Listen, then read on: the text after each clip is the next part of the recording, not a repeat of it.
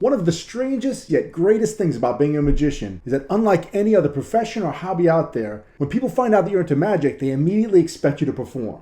I think this is awesome because I always want to perform magic, but I don't want to make it weird by just offering if people don't want to see it. And this is why as a magician you have to always be prepared to perform because you never know when someone's going to ask. So in this video, I'm going to go through the props that I always carry with me and the tricks that I'm ready to perform at all times. So the first item is a pair of simple rubber bands. Now what's great about rubber bands is that they're usually available wherever you are, but if they're not available, you can pull out your own rubber bands. Then I'll go into a routine called Crazy Man's handcuffs. Now here's how it looks. You place one rubber band around your hand like this. You take the other one and you put it behind that first one.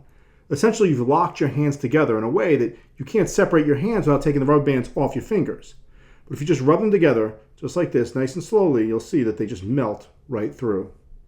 Now, if you're a magician who's been performing for some time, you know this is an old trick, Crazy Man's handcuffs. And you may be hesitant to perform it because you think everybody knows it. But I promise you, most people out in the world have never seen this trick, and it blows their mind because it happens right in their face, and it looks like real magic. Now, for those of you who don't know how this trick works, it is done with regular rubber bands, and these could be borrowed. These rubber bands really are on your fingers and wrapped around just like this. The trick happens while you're explaining that you can't separate your hands. You'll notice I pulled back like this. When I did that, I did the move so that I could separate. So here's how it works. The right hand is going to pull back to the side, so not straight back, but to the side. And at the same time, my middle finger is going to go on top of my index finger right here, just like this. So they're connected. I'm going to pull back to the side. And as I pull back, this part of the band is going to roll onto my middle finger.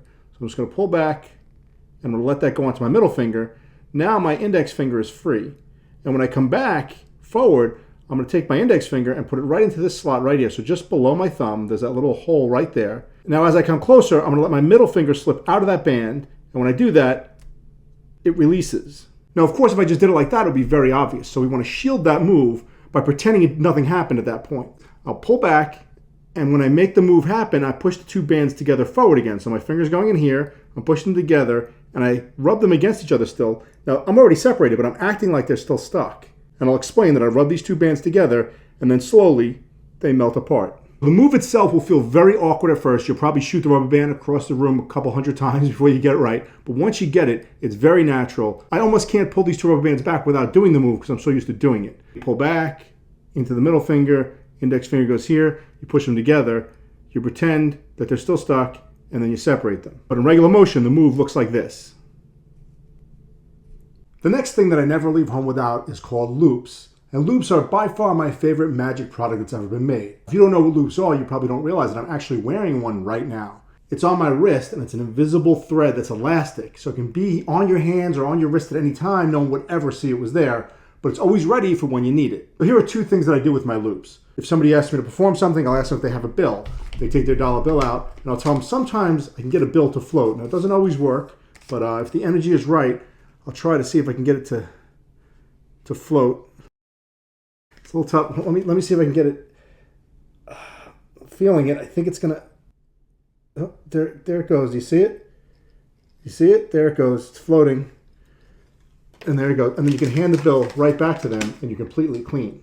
Now, if I'm in a restaurant and somebody asks me to do magic, I'll grab a fork right off the table, and I'll tell them to use my energy to make this fork move. Now, I'm not going to touch it. I'm going to place it on the table, so I'm just going to think and imagine and try to get the fork to move. You can almost see it. You can feel it. Oh, there it goes. It's moving, and they can hand the fork right back out. So as I mentioned, both of these tricks are done with a product called loops, and I highly recommend them. They're really inexpensive. You can go to Amazon right now, look up loops, L-O-O-P-S, and you get a pack of 5 for like $10. And they're invisible thread that's elastic, so you'll have it on your wrist just like this. Now I'm using a rubber band so you can see it, but obviously an actual loop you would never see. Now, as soon as somebody starts talking about magic, I just get ready by putting my finger under here and I pull the loop up to this position. Now they can't see that, and I'm ready to go. Now if they handed me a dollar bill, I'm gonna fold it kind of in half long ways so it has a little bit of a base to it. And I'll put it on my hand, and now I'm going to pretend like I'm trying to make it float. Now, I'm not really doing anything right now. I'm purposely acting like it's not working. And then I'm going to go back, and when I move my hands over it, when I come forward, my middle finger is going to go under the loop so that I can pull back and make like a table almost. And then I'll take the bill, and I'll flip it over to my other hand, but now it's sitting on top of the loop. Now I can just take my time with it and slowly open my hands. You want to wiggle your fingers so that it looks like you're kind of moving, and it's not just like, oh, I'm holding it up in the air, right? You wiggle your fingers, and they see it floating. And then when you're done, you're going to pull back and let the loop snap back onto your wrist. Hand them their bill back like that. And now I'm completely clean. They're going to look at my hands. They're not going to look at my wrist. And they'll look at the bill. There's absolutely nothing to be found. Now making the fork move is even easier than that. All you have to do is while you're moving the fork around, just get one of the tines caught onto the loop like that. Now when you place it on the table, and of course the loop stretches a lot more than this rubber band will, but you can pull pretty far without the fork moving. And when you want it to move, you just stretch a little bit farther and the fork will go with the loop. Now what's important about the fork movement is that you can't just do it with one hand or it's kind of obvious. So you want to use both hands and act more like you're pushing with this hand than you're pulling with this hand. And when the fork moves, they're going to feel like you either blew on it or you did something else with your other hand, but obviously that could never have been enough to move a fork. The next item that I always carry is the trusty old thumb tip. Now I know you're probably thinking this guy's crazy. He's a professional magician. He's carrying around the most basic prop that was ever made. But I don't use this to do the standard silk vanish and reappear trick. I actually use it for a bill switch, which plays really well, especially when there's kids and you're performing but their parents are also watching. I borrow a bill from one of the parents in the audience. In this case, I got a $100 bill, and I explained to them that currency has these new features. So there's a bunch of ways to find counterfeit bills. So in the US currency, there's that line, there's a watermark here, but there's this new thing called the fold test. And that's where you fold the bill a bunch of times. So that's 2 folds, that's 3 folds. I'm starting to feel it now. I think it's the 4th fold. Yep, that's the one. The 4th fold starts to show the actual value of the bill. Now when I unfold this bill, you'll see the actual true value. In this case, the bill was not worth $100. It was actually only worth $1. It's a $1 bill. So again, I'm going back to basics with this bill switch. What you'll do is you'll take a bill and you're going to fold it in half, long ways like that, and then fold up from the bottom, and then fold across again, leaving it so that it's not a perfect square, but you have a little extra lip on this side. And that's so when you're opening it later, you can easily grip underneath that. So kind of off center there, so that last fold is just slightly less than perfect. And then you fold up from the bottom like this.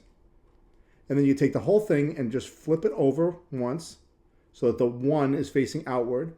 And you'll take your thumb tip, and you're going to slide that into the tip and then leave it in there, and you're ready to go. Now this is in your pocket, so when you reach in your pocket, you're just going to put your thumb in there and you'll take it out. Now don't worry if the bill's sticking out a little bit or whatever. No one's going to see this thumb tip because you're going to keep your hands in a natural way like this. Now when somebody hands you the bill, you immediately pass over to the hand that has the thumb tip on it, so now you're hidden from behind. The first fold goes across. You can do the exact same folds that you did to set the first bill up. The second one goes upward. For the third one, I'll show you from the view, from my point of view. You're going to push this across and you're going to reach with your thumb, take the thumb tip off and pull the bill behind. So you're like this. Now from the front view, they still can't see that. And even if they saw a little extra fold, it doesn't matter because you're folding the bill, they're going to lose track of what's what. Now the next one is going to be the fold upward. Now you're just keeping this thumb tip here as you fold up. And then what I'll do is I'll let this hand release so I can talk about it. I want to show that this hand is empty at this point because it's totally clean. They've already seen this hand clean earlier. And just without saying anything, I'm going to show this hand. It was the 4th fold. And as I unfold it, I get my middle finger inside the little groove of that $1 bill. I flip both bills upward. So now the only thing they can see is the front of the $1 bill. I can easily get my fingers because of that lip in here. As I go to open that, I'm going to slide this bill across and into the thumb tip. As I pull back to open the bill, then I'll unfold that down this way, and I open it this way. And now they see the $1 bill. You could show both sides. Just keep your thumb in the back. You don't want to show it anywhere, right? So you're not going to go like this. You'll just keep spinning it around like this.